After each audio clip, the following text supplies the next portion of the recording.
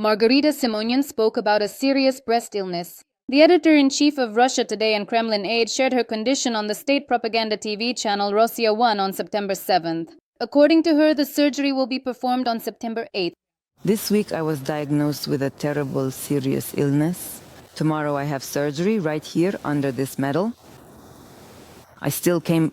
Simonyan also recalled her husband's illness. The TV propagandist director Tigran Keosayan. As you probably know, my husband Tigran Keosayan has been in a coma in the hospital for 9 months now. As we say in Russia, when trouble comes, it opens the gates wide. The gates in our house aren't just left unlocked anymore. They've practically been blown off by the winds of fate, if you ask me. Margarita Simonyan is the editor-in-chief of one of the largest state media holdings, Rossiya Segodnya, which includes the RIA Novosti agency. She also heads the TV channel Russia Today, one of the main propaganda media outlets targeting audiences abroad. It became known on January 8, 2025, that Russian propagandist Tigran Keosayan had experienced clinical death and fallen into a coma. He had long-standing heart problems, but Margarita Simonyan did not disclose the exact cause of her husband's condition. At that time, she wrote, I didn't want to say anything until the very last moment, but since reporters have already started calling, I'm writing myself. My husband, Tigran Keosayan, has experienced clinical death and is in a coma. As many people know, he has had a very sick heart for a very long time. The scandalously notorious Kremlin propagandist and Russian TV show host Tigran Keosayan promoted Russophile and chauvinistic narratives against Ukraine. He was actively engaged in propaganda justifying the aggression against Ukraine and the war crimes committed by the occupying forces. Mass protests against the country's authorities have begun in Istanbul. This was reported by the publication Hurriyet. According to journalists, the protesters are opposing the decision to remove the leadership of the opposition Republican People's Party branch, one of whose leaders, former Istanbul Mayor Ekrem İmamoğlu, has been under arrest since May. Clashes broke out between the demonstrators and the police. The city is calling for pot-banging protests. Demonstrators are marching through the streets and banging on pots as a sign of protest against the authorities' actions. The decision to remove the leadership of the Istanbul branch of the party was made by the Istanbul Civil Court of First Instance. It annulled the results of the 2023 Congress, at which the office's leadership was elected. In addition, the Istanbul Governor's Office has announced a 3-day ban on gatherings, demonstrations, press statements, and the distribution of leaflets in several districts of the city. The ban will last until September 10th and applies to the central districts of the capital. Let us recall that Ekrem İmamoğlu is considered Erdogan's main rival in the 2028 elections, which is why his case in Turkey is seen as a politically motivated attempt to eliminate a competitor. He was detained on March 19, 2025. This also sparked a wave of mass protests in Turkey. At that time, more than 2 million people took to the streets to protest the arrest of the mayor of Istanbul. The Turkish opposition began collecting signatures for early presidential elections. A few days later, the politician was removed from his position as mayor of Istanbul and accused of bribery. In July, he was sentenced to 1 year and 8 months in prison. The war economy continues to take its toll on Russia. The country is preparing for budget cuts. This is reported by the Financial Times. Oil and gas revenues have fallen by 20% since the beginning of the year, GDP growth has slowed by almost half, and the budget deficit has reached 4,900 billion rubles. The Ministry of Finance is already discussing cuts to non-military spending, infrastructure, subsidies for clubs and sanatoriums. Economists believe that the gaps will be filled through new borrowing and partially from the reserve fund, half of which has already been spent on the war. Experts note that for the first time, the Kremlin is facing the need for real trade-offs in the budget. They will have to choose between military spending and social programs. At the same time, the risk of recession is becoming more likely. Russian regions have also faced a fuel shortage. 95-octane gasoline has started to disappear from gas stations even in Moscow. The same situation is happening in Saratov. Residents complain that they are forced to buy lower-quality 92-octane gasoline. One of the city's gas station chains was forced to admit that there is no gasoline in the city and there won't be any. According to media reports, fuel has virtually disappeared from gas stations in Zabaikalsky Krai, Primorye, and the Russian-occupied territories of Crimea and Luhansk. As reported by the Telegram channel Kremlin Snuffbox, the Russian government was unpleasantly surprised by the reaction to the publication about the possible introduction of food ration cards for certain categories of Russians due to rising prices. According to one of the channel's sources, a food shortage in Russia is allegedly not expected, but he supports ration cards as a way to protect a significant portion of fellow citizens from problems and to give them constant access to basic foodstuffs. Meanwhile, the European Union may introduce new sanctions against Russian banks and energy companies. This may be done as part of the latest round of measures aimed at putting pressure on the Russian dictator Vladimir Putin to end the war against Ukraine. This was reported by Bloomberg, citing people familiar with the matter.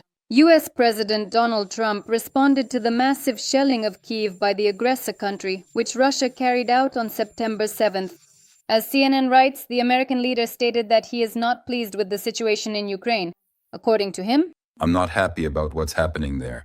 I believe we will resolve this." Trump stated that in the next few days he will have a conversation with the Russian dictator Vladimir Putin. In addition, the American leader is ready to move on to the second stage of imposing sanctions against Russia. In response to journalists' questions about whether the White House is ready to impose sanctions against the Kremlin and punish Putin for the massive strikes on Ukraine, Trump answered in the affirmative. He also added that at the beginning of the week, some European leaders will visit the White House, with whom he will discuss Russia's war against Ukraine. According to Sky News, in response to Trump's statement about being ready to strengthen sanctions, the Kremlin said that Europe and Ukraine are doing everything possible to draw the US into their orbit.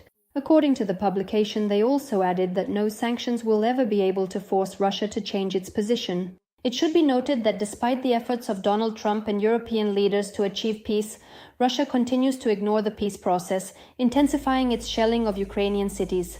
On the night of September 7th, Russia carried out another massive strike on Ukraine, using more than 800 attack drones and missiles.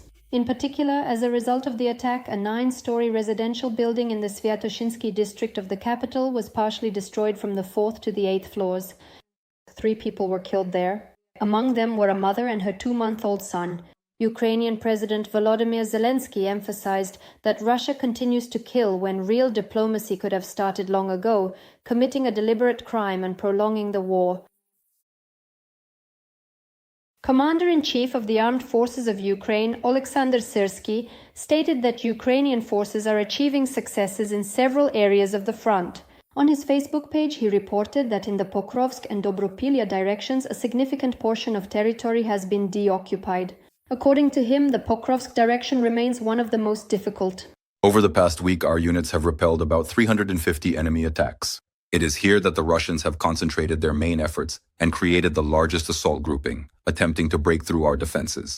Syrsky noted that despite this, the Defense Forces units managed to regain control over 26 square kilometers of territory, having lost 5 square kilometers in August. The situation is similar in the Dobropilya direction. In addition, according to the Deep State Project, the Ukrainian armed forces have cleared the settlement of Vladimirovka in Donetsk region of occupiers and have also pushed the enemy back in the areas of the villages of Razina, Zolotoy Kolodets and Novotoretskoye. The commander-in-chief of the Ukrainian armed forces, Oleksandr Syrsky, also summed up the results of August. According to him, for the occupiers, this month was one of the months with the least territorial gains in recent times. At the same time, Ukraine's defense forces have their own successes. Overall, in August, control was restored over 58 square kilometers of land, and a number of settlements were liberated. The commander-in-chief of the Ukrainian armed forces added that during the month, Ukrainian deep strike assets struck 60 targets on Russian territory, as a result of which the aggressor country's ability to produce fuel and lubricants for the army, missiles and drones, as well as air defense systems, was weakened. The founder of the world's largest private military company, Blackwater, Eric Prince, is seeking opportunities to acquire Ukrainian companies involved in drone production. According to The Guardian, citing sources, Prince has been promoting himself in Ukraine's drone sector and seeking meetings with representatives of leading companies in this field. As a source told the publication, Eric is entering the market to buy companies that manufacture drones. The publication notes that Prince has been interested in Ukraine for a long time. Back in 2020, he proposed a multi-billion-dollar plan to Ukrainian President Volodymyr Zelensky, involving the use of his private army to resolve the frozen conflict in Donbas. But at that time, the deal did not go through. Now the interest of the founder of the world's largest private military company coincides with attempts by US President Donald Trump to act as a mediator in brokering a peace agreement between Ukraine and Russia. It is known that the Blackwater PMC was actively operating in Iraq and Afghanistan, carrying out missions for the CIA, the State Department, and the Pentagon. However, after the incident in 2007 in Baghdad, when PMC fighters killed civilians, the company's reputation suffered a serious blow. Meanwhile, in Russia, panic had already begun over Eric Prince's interest in Ukrainian drone manufacturing companies. Some propaganda media outlets started writing that Ukraine might supposedly get its own mercenary army.